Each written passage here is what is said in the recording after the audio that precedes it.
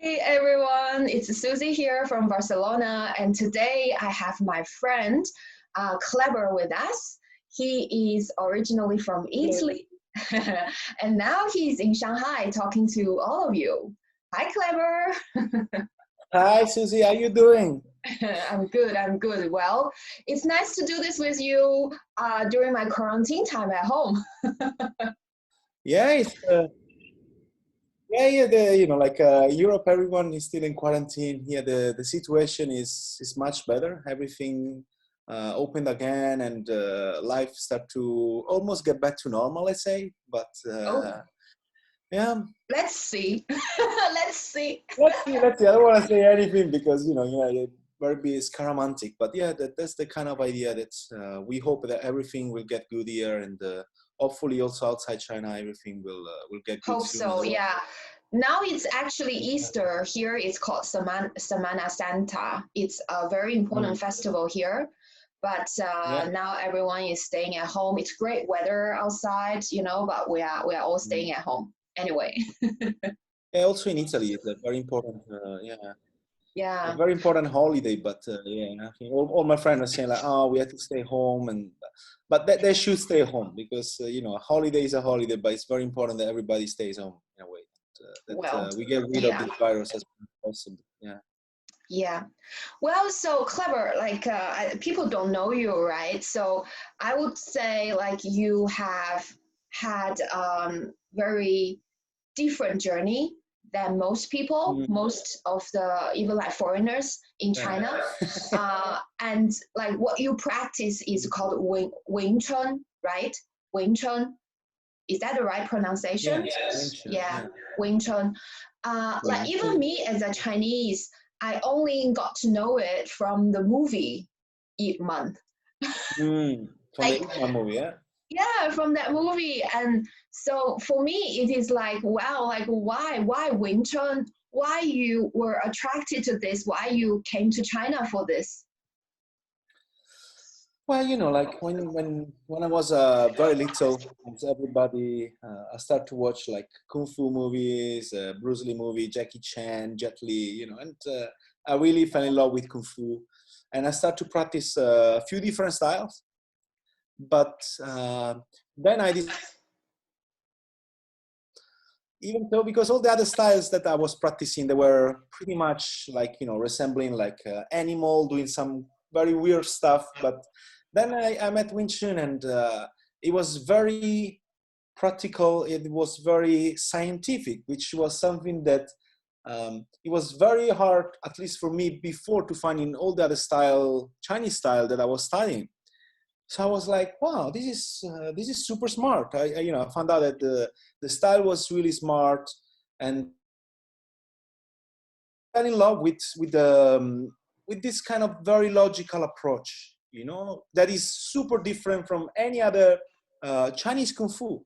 And I don't know, it just kind of really attract me. This logical, this mixture between this esoteric, like forms and stuff, with the practicality of self-defense is something that I think it is a kind of a mixture that makes Wing Chun very, very special. Interesting. So you went to class. You took class when you were in Italy. Yes, I started with a master in Italy. Then when I moved to London, I had a master, two master there in London. And then I met my master, and I decided to just leave everything and just move to Hong Kong because he lives in Hong Kong. And then I lived there for 3.5 years. And then I came here to China. So for me, it's been like kind of like Wing Chun has been life, at least of my latest 20 years, and it really completely changed my direction in life. I'm a psychologist, and I was very well directed toward like psychology works, and then I just decided, you know what, I want to follow my passion, and just I gave up everything basically to Wow. just follow Wing Chun. I So wanna it was I a bit. wanna I wanna understand better. Like so Sure. How many years ago, or what age, if you're willing to tell us, you first got in touch with Chinese Kung Fu? And Okay. I started martial arts in general when I was 9 years old. So okay, we are talking about 31 years ago, which is pretty okay, make me feel a little bit old right now. and and then I went through different kind of martial arts, but I get in touch with Wing Chun when I was 21. okay. So this year will be actually the 20th year, let's say 19, 20 years. Wow. Okay. The Wing Chun and Wing Chun for me was a kind of a key to actually to the Chinese culture in a way, because because many foreign actually are interested in Wing Chun because, as I say, it's a kind of a mixture in between the things. So it's a kind of an easy way in to Chinese culture in a way, and I find it very interesting because the more I dig into Wing Chun, the more I dig into Taoism and like all the Chinese cultural related, like like all those, start to dig more into other kind of martial art like Tai Chi Chuan, Bagua, and other things that are very much more deep into Chinese culture. But I find that Wing Chun is a kind of a master card, a master key that allow you to open the door towards this beautiful culture that in some way is kind of fading, it kind of disappearing also here in China, unfortunately. So for me it was a bit of a cultural. In Europe, everybody has this idea of China that every Chinese person know kung fu, and like everybody study kung fu at school. That is kind of like legends, urban legends. It's like and when I came here, like I didn't meet anyone who knew kung fu. I was like, what? Just like for me, it was a kind of a shock, which it was kind of like easier because first I went to Hong Kong, which is a little bit more westernized, I would say. So it was kind of less than a less shock to get in Shanghai, which is also very, very international, but in a way is much more Chinese than Hong Kong itself. So it was pretty tough. It was pretty tough to, even though I was so much into the Chinese culture and funding. Nowadays, China has really changed so fast, especially in the past, let's say, 20 years. Has changed Yes. a lot. Yeah. Yes. For good. Because I'm gonna interview you, it sort of inspired me to put on my traditional Chinese dress. So yeah, thanks for that. Like I brought Which is this to good. Which is Barcelona. good. Yeah. I brought this to Barcelona, and I think I never really wear it. Well, It's so like true. It's so true, like what you said. Like when before I came to Spain, I saw everybody here, like all the girls here, they would do flamenco, but that's not true. Flamenco, it's just a dance from exactly. Andalusia.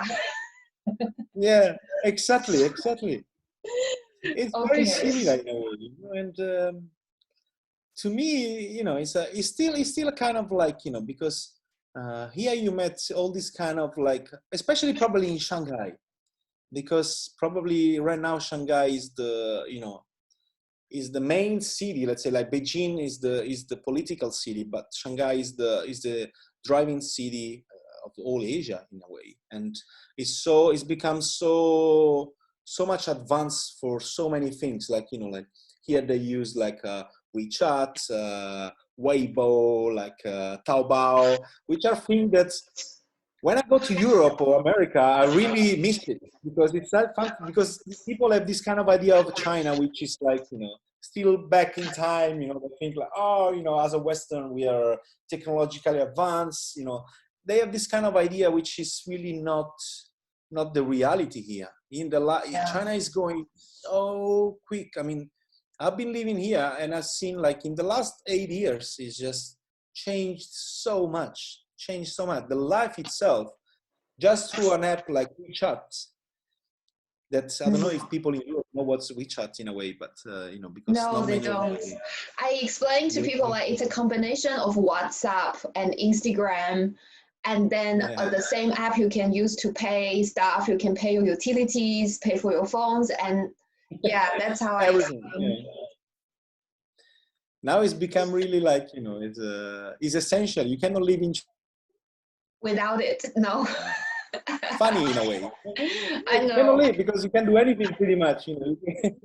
Yeah, Yeah, if you go around and you pay with cash, people look at you as like, what is that? You yeah. paying cash? What is that? Yeah, yeah, I know. Well, Kleber, I'd like to bring the topic back to your journey in China. So like, tell us what are some of the highlights on your journey when you were pursuing this path? Hmm.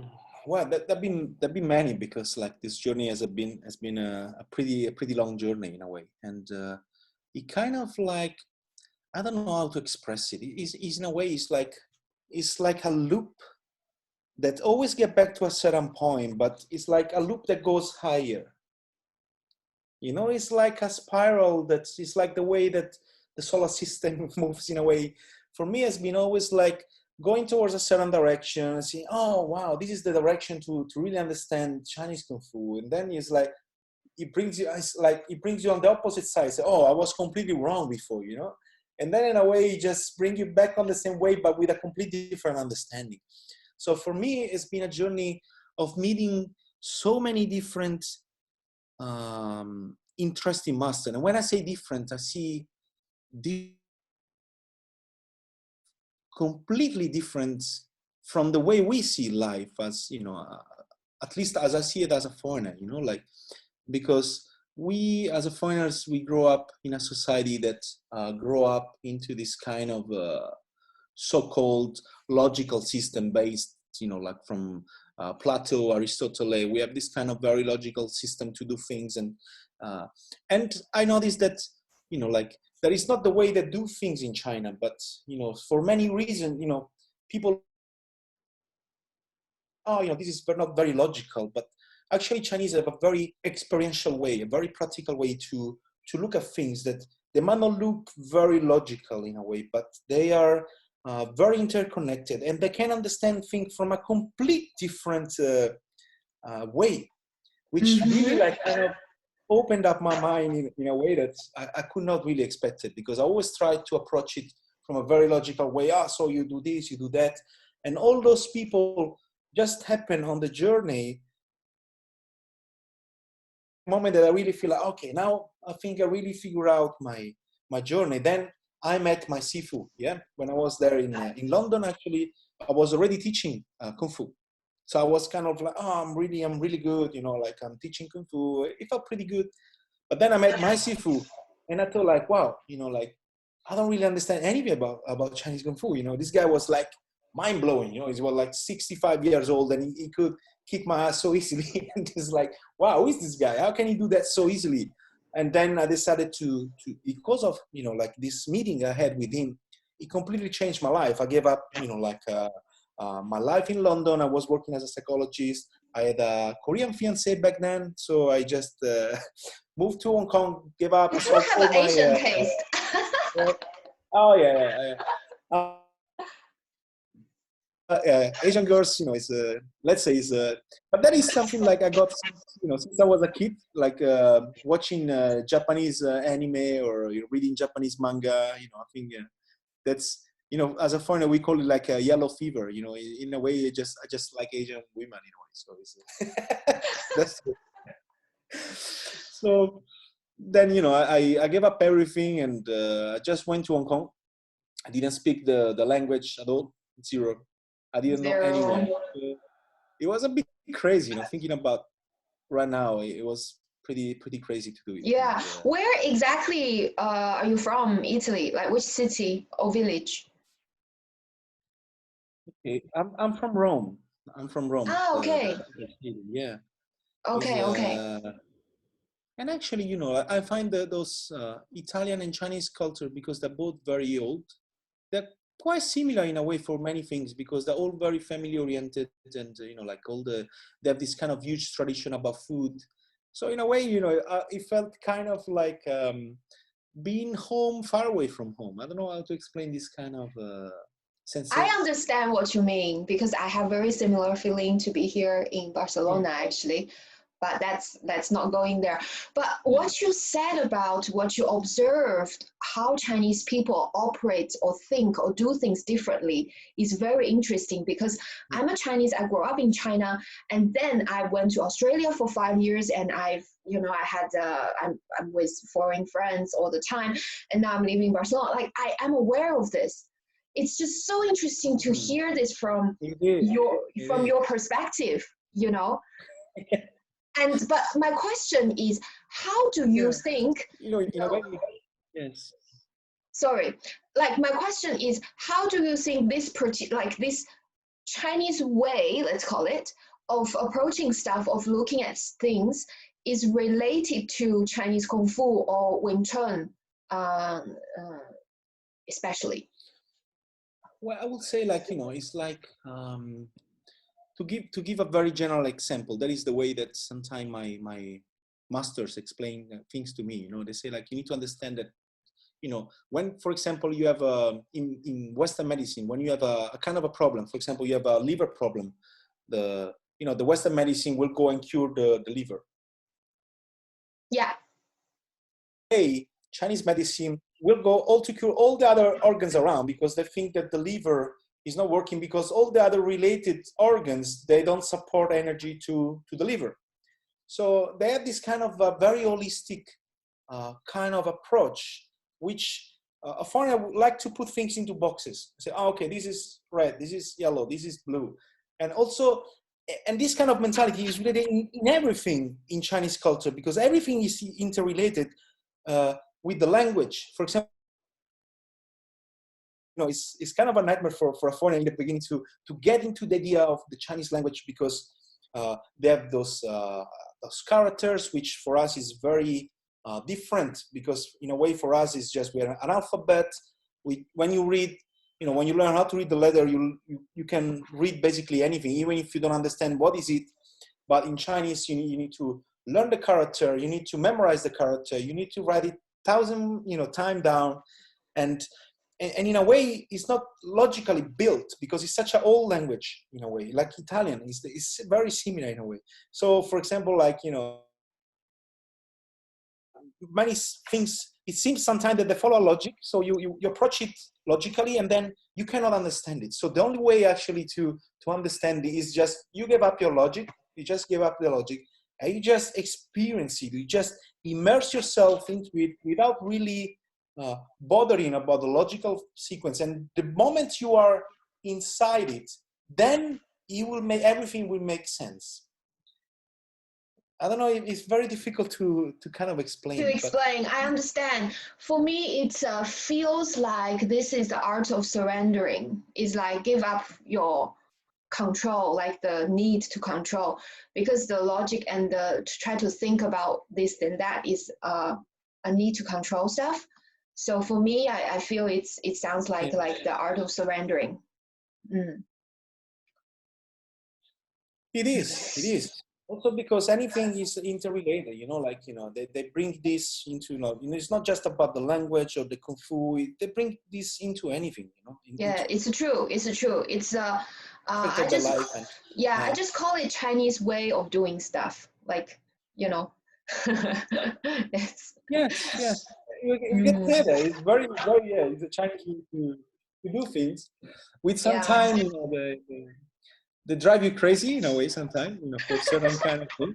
You give us some examples. Actually, I want to ask you, because you are also an entrepreneur in Shanghai, right? You have now your own, like your own, in Chinese we call it 武馆.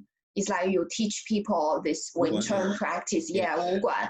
And basically you are entrepreneur in China.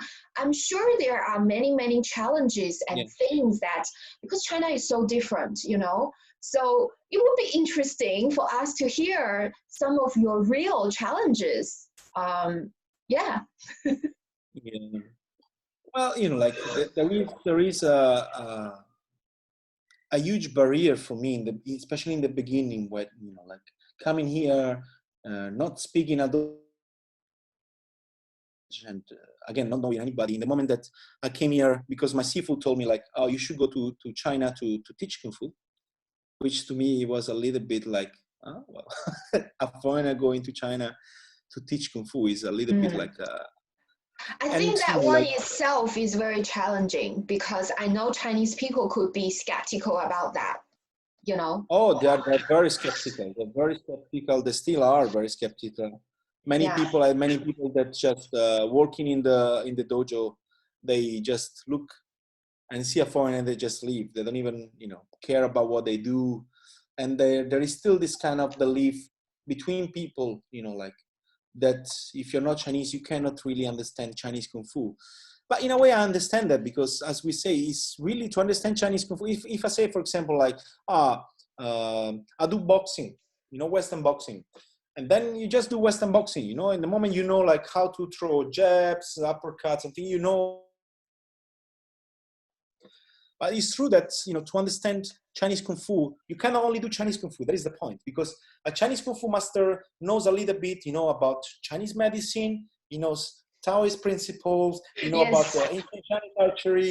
Yes. You have to know so many different things that kind of related to each other. That I do understand why Chinese people are very skeptical towards foreigner learning their martial art.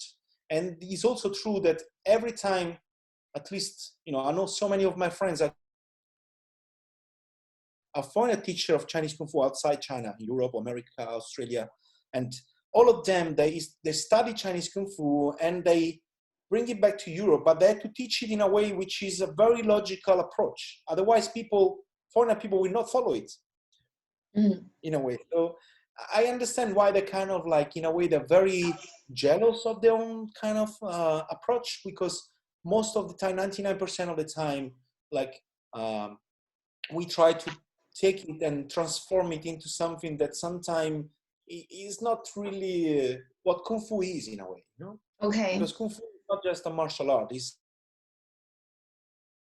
a journey. It's a life journey, I would say, It's a way of living your life according to all these Chinese principles. And it cannot be really, in a way, separate from it, because it's a whole.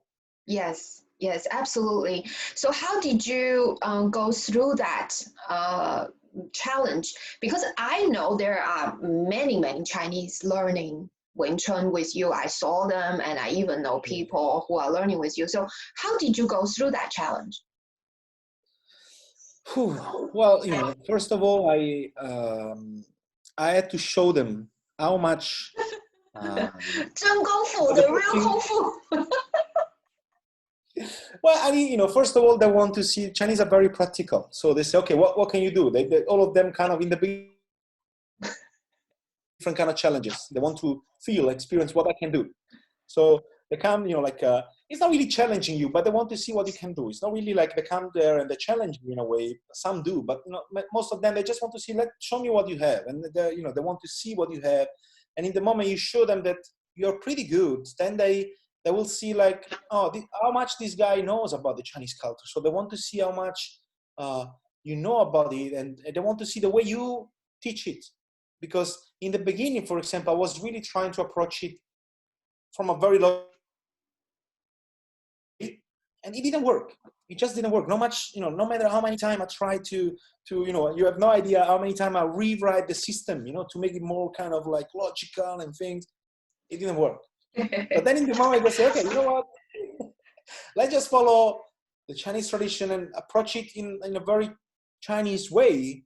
And now they love it. Since then, especially in the past like 3 years, like people just come. I don't market it at all. Just people drop by into my dojo, into my Wugwan. You are kind of famous, I know, because you were like interviewed by the China Central TV, and there were articles about you. So you already have fame, Kleber. Oh my God. You already have fame. Yeah, but the funny thing is, the funny thing about this, is that actually I never ever, in a way, look for it. They always are the one that, like, they approach me and they say, hey, we want to do this thing. Mm. It's not like, and for me, it's like, I'm a kind of a little bit against this kind of thing, because I'm not really a show-off person in a way. I am very, in a way, and like every time they ask you, like, oh, can you do this, like, be topless and do the wooden dummy or do this kind of thing, I was like, no, I'm not gonna do this kind of thing. So in a way, that they're always the one that contact me to ask to do certain kind of things, Yeah, so sure, I never sure.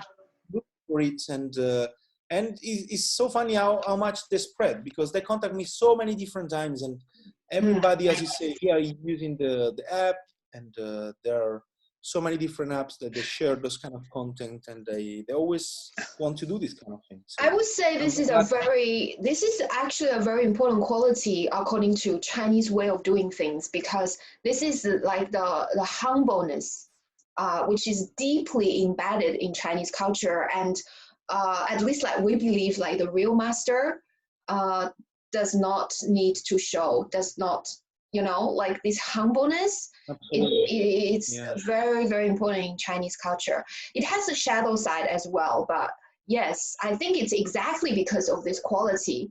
That's why people are approaching you. Mm. Thank you. Yeah, Mm. And I don't know why they do approach me in a way, but for sure lately, just they do. you've been worked, like you learned Kung Fu is Chinese. You've been worked with Chinese still now, and now you are teaching Chinese. Would you share with us some of your experiences by just interacting with Chinese? Feel free, good and bad, all welcome.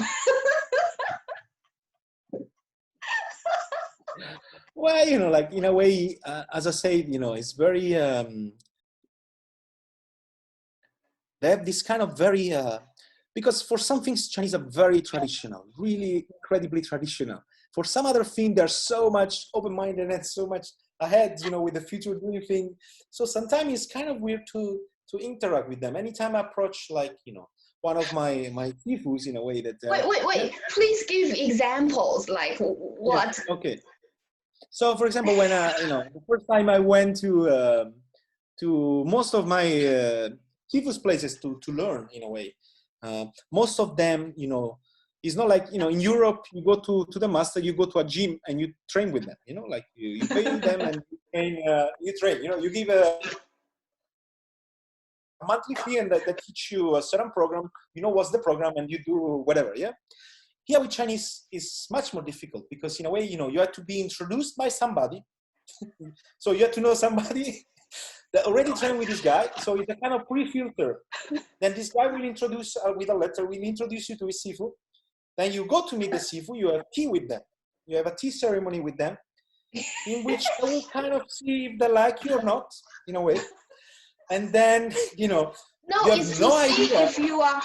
if you are genuine and sincere enough to learn it. Yes. Mm. That is true. And then they, they say, like, if you tell them how much you pay, is like, they don't want to know anything about that. But you have to give the money into a red pocket, so you never know if it's legal or if it's too much. You never know, so you always have to ask other people. And then you have no idea what he's going to teach you. You have no idea. You just go there, and it's a kind of a leap of faith. It is actually. And you have never ever have to question what is teaching you, because it's like, if you do that, they always see it as a challenge. Like, you don't believe me. Well, it's a kind of like, no, it's not that I don't believe it, but as a foreigner, I would like to understand the process. And I noticed that anytime I do that, actually try to understand the process will slow me down, because then they will kind of like give you less in a way, because they see that, oh, this guy maybe doesn't trust me. So it's really about building up a relationship with them. And after a few, when they see that you are sincere, that you're honest, and and then they will start to give it to you. And it's funny enough, because I learned more about Kung Fu during Yamcha, during like lunch or having coffee or tea with your sifu actually then inside the classroom in a way, because also you go to their home to learn. You don't Yes. go into a gym. You go to their home and you sleep there, you eat with them. So it really kind of become like in a way a relationship like father, like son relationship, Yeah. which is something in a way which is super beautiful. I love this kind of relationship that creates in a way, but at the same time, it's very difficult if you way open-minded and you want to see different styles and you want to do different things to deeply understand. Sometimes you do things not because you don't believe in what you do, but you do other things to really understand better what you're doing. But that is not something I would say, at least with the sifu I met, they're all kind of very jealous of their own stuff. They don't want you to show it around because they all believe like they are the only one that they got the real stuff from their sifu, and so it's a kind of a very tricky Mm. relationship, and it's very difficult to get there down to the deeper knowledge in a way. Okay, So it's a kind of yeah. that's very interesting. I think the very similar way of interacting applying to dating lives in China too. Oh yes, But absolutely, we're not going there. absolutely. We're not going there. Yeah. We're not going No, there no. for this interview. We'll leave it maybe for the future. But I have a question. Would like to actually really know your opinion on this. Because I do a Sure. lot of spiritual practice, I do emotional healing myself, and I really come to a place and I don't believe masters, I don't believe gurus. I really think like we are Absolutely. entering this kind of space where everybody needs to be the master for themselves, and like instead of waiting for someone who is like bigger or higher to tell me what's right, or so. But I think in Kung Fu world, it's not like that, right? It's really like there is a master and then you have to see this person as everything. And so would you share with us on that? Well, I think also in Kung Fu has come a time where, because the era of the gurus, of the master, it was like a couple of centuries ago, it was very intense because they're kind of eras that go around. So there is a moment where actually the way to learn was through those gurus. You see in many traditions, in Sufism, in yoga, in Taoism, there was all this kind of skill share passed from a master to students, and then the students will spread to other students. And that is the way that in the past things happen. But right now we are undergoing a complete different change, which actually, as you say, people are becoming their own gurus. They start to understand that through taking things from masters, it's not like in a way before it was more like, okay, you are my guru, I will respect you all my life, I will undergo you with you. But right now people are taking information, put them together to create something that will inspire other people. So everybody's got inspired to do certain kind of different things because this is the era. And while this before was a very male-ish thing, it was kind of, the world was very much under the control of men. The new era will be with female teachers. More and more females are coming out and bringing, especially now because, if you believe it or not, but we are undergoing to the change of the Aquarius era. So there is all this kind of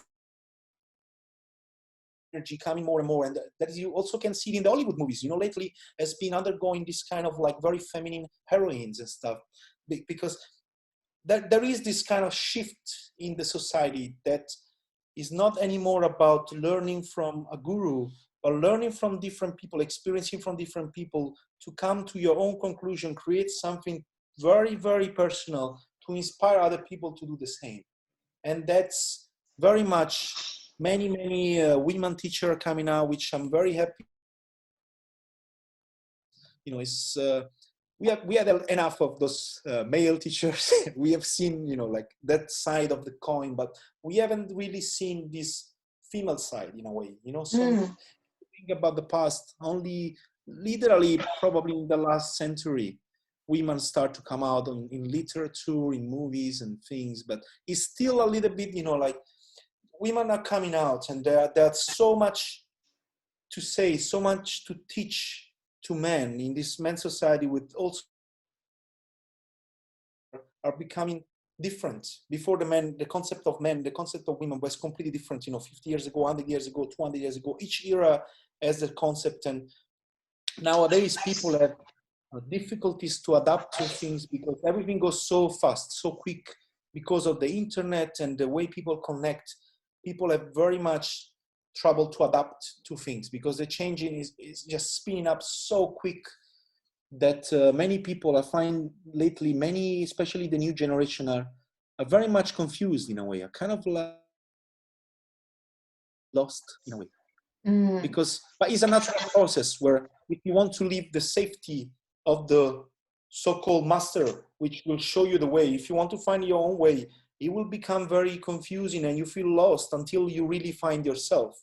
So Yes. this kind of like feeling lost, Yes. feeling like,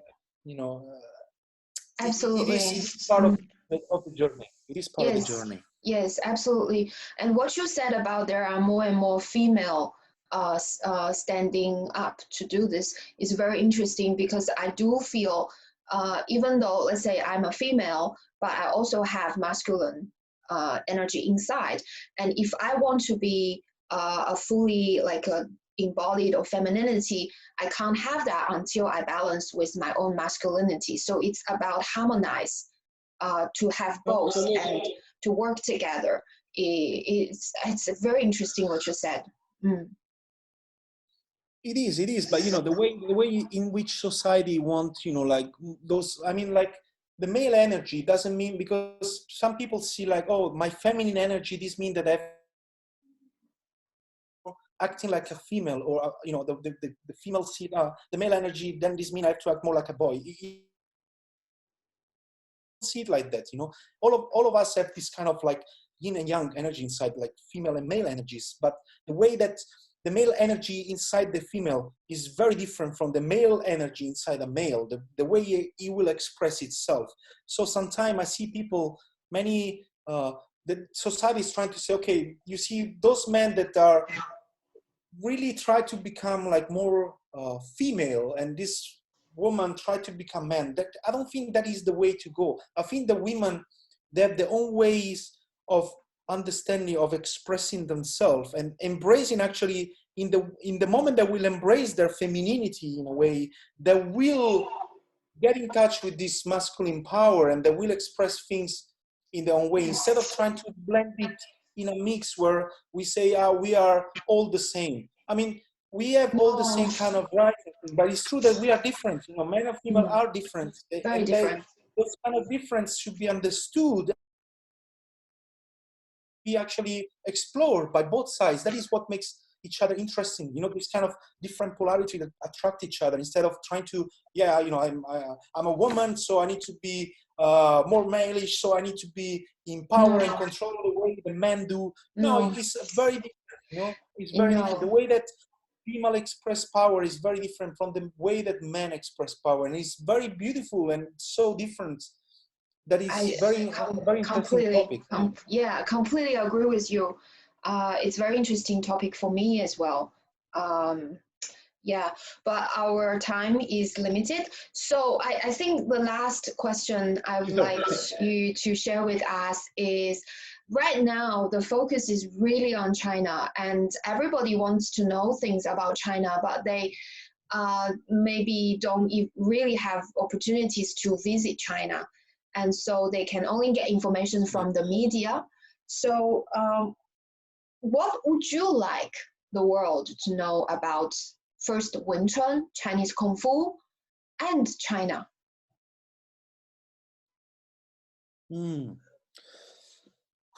That's a very interesting question. It's a big question.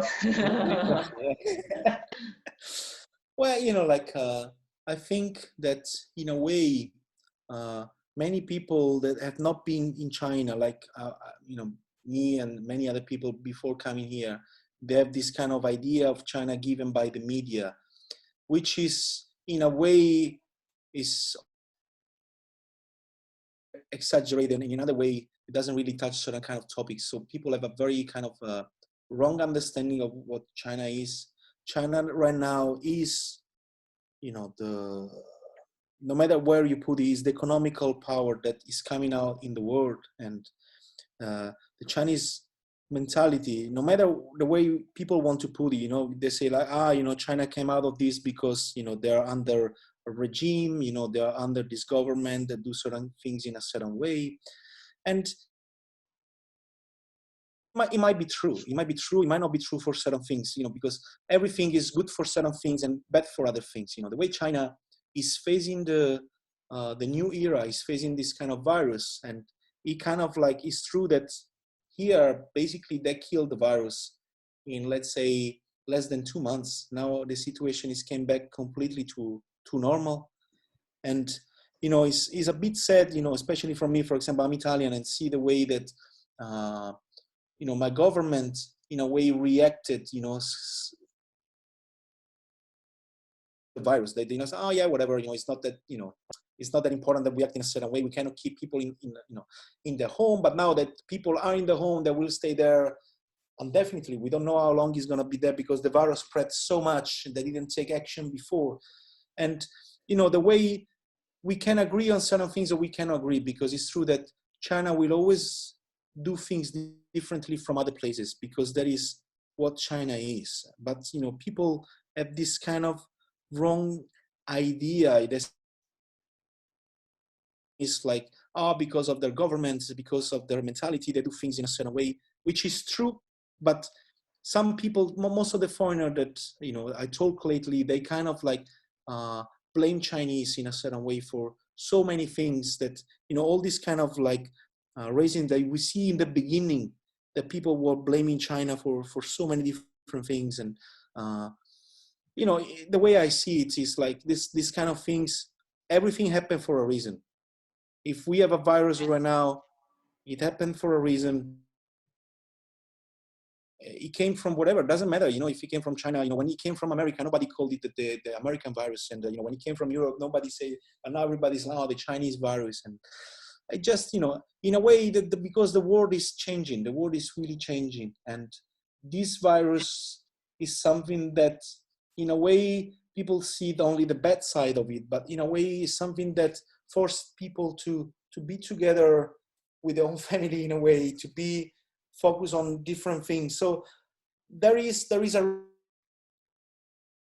will change so much. It will change so much after this virus, and for sure China will be one of the main player in the future. So instead of attacking and being afraid of something, I think that foreign people should try to understand the Chinese culture, the Chinese mentality, and they will find that there is so many beautiful things they have. They have so many things that are very much the opposite of what we do, but they always, from any culture you will approach, is always try to understand the way they do things and try to blend in. Which is something that is very especially in the modern world, where like we live in the internet era, and we have so many different theories and coming on and going. Is so different from the past, and still thinking about, I'm Italian, I'm Chinese, I'm American, is such a a backward way to see at the world. We are different because we grew up in a different culture, but that doesn't mean that different means to be afraid of, or you need to point at and say, oh, this is different. Just try to understand what is different, implement it into your life and your understanding of life. Yeah. I agree with you. I think it's not good to just take part of the things out from the whole picture and just look at that particular thing and then have judgments towards that. But I'm not trying to say like China is all good, there is like all positive stuff. That's not true. It's just I would encourage people to have a chance to go there, to get to know people who lived in China. And so I think that's it for today, our interview. It has been really wonderful talking to you, Kleber. Very interesting topics. and I'm going to upload this on my YouTube. I don't know how to do video editing, so I will just upload the whole thing. And then I will send it to you.